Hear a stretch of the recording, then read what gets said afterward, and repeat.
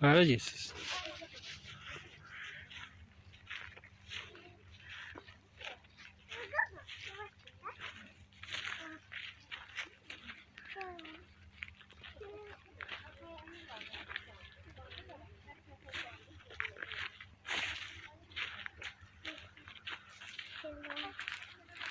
Kaçtı.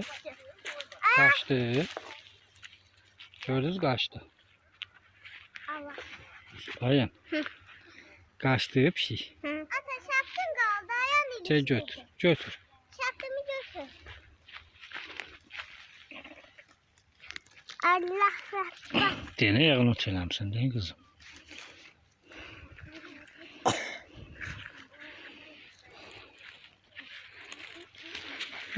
Yavaş. Sen de al. Elimi tutacağım kızım. Niye bakıp? Geçtim. Bakıp. Dışarı şey git. Bakıp. Nerede? Nerede? Nerede? İyi bırakmıştı. İçeri şeyde gitti. Ben ama. Bu parmağımı. Ha. Hı. Gel yak.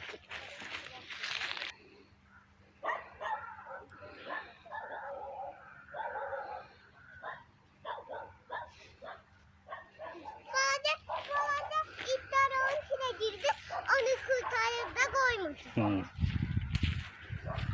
için Gel bakayım. 3 tane dedi. Ya. Şunlar. Demedim sana.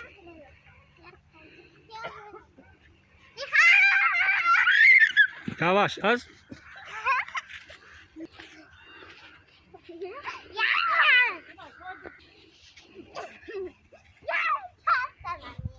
Tezden güleş.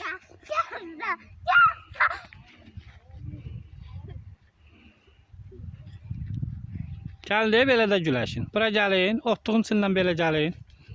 Sunay. Bir ora gedin. Ora git. Orada dur ayağın. Sunay. Ha. Ha orada güləşin.